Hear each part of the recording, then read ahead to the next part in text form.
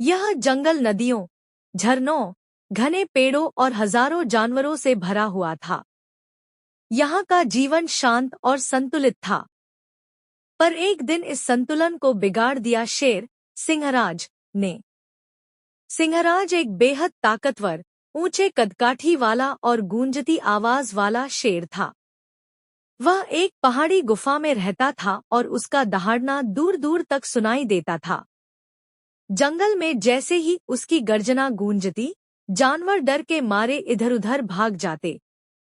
सिंहराज को अपनी ताकत और रौब पर बड़ा घमंड था। वह हर दिन शिकार करता और कभी-कभी बिना भूख के ही जानवरों को मार देता, सिर्फ इसलिए कि वे उसके रास्ते में आ गए थे। जंगल के सारे जानवर उससे डरते थे, पर कोई कुछ कह नहीं सकता था।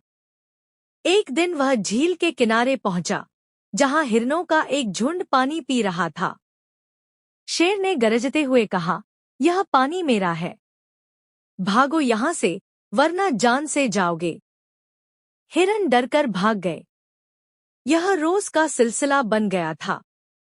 धीरे धीरे जंगल में डर का माहौल छा गया। सभी जानवर डर के साए में जीने लगे। बच्चों को खेलने से मना कर दिया गया, पक्षियों ने गीत गाने बंद कर दिए और छोटे जानवर तो बिलों से बाहर ही नहीं निकलते थे।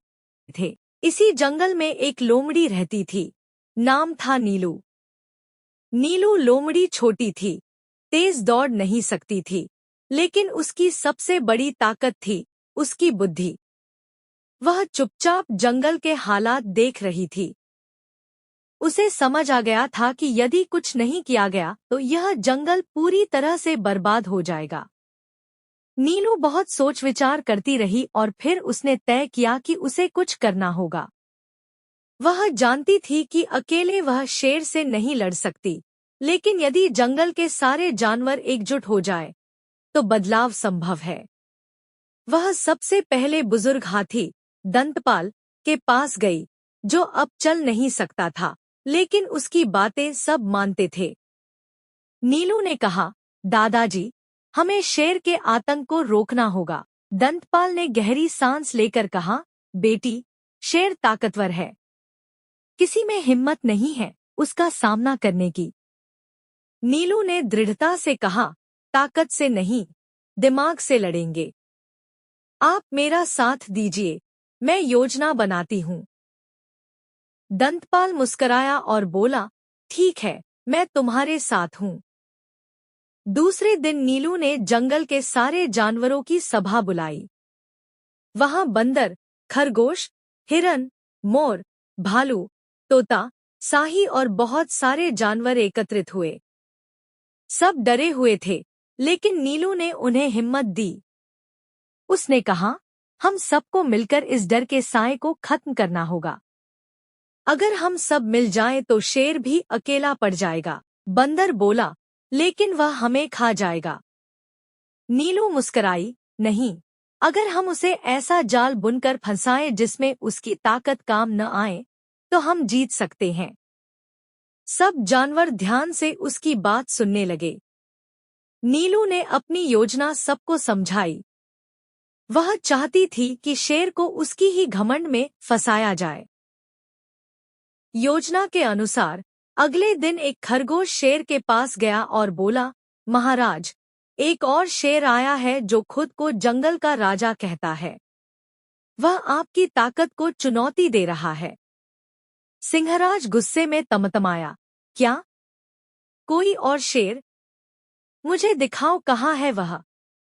खरगोश बोला, वह जंगल की बड़ी गुफा के पास है, लेकिन वह कहता है कि आप उससे डरते हैं। गुस्से में भरकर सिंहराज दौड़ा उस गुफा की ओर, जहां नीलू ने पहले से एक योजना बना रखी थी। उस गुफा के भीतर एक बड़ा शीशा रखा गया था, जो एक इंसान के शिविर से लाया गया था।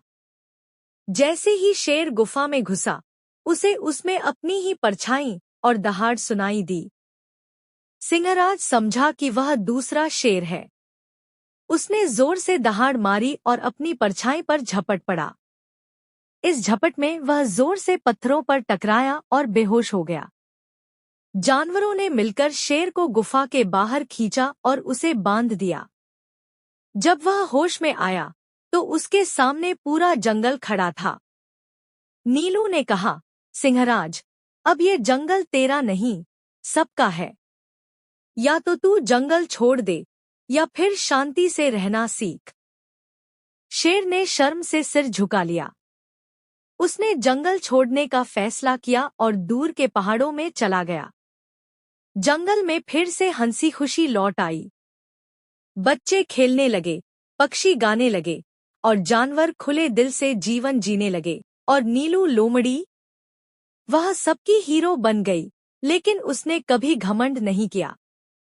उसने सिखाया कि ताकत नहीं, बुद्धि सबसे बड़ी शक्ति है।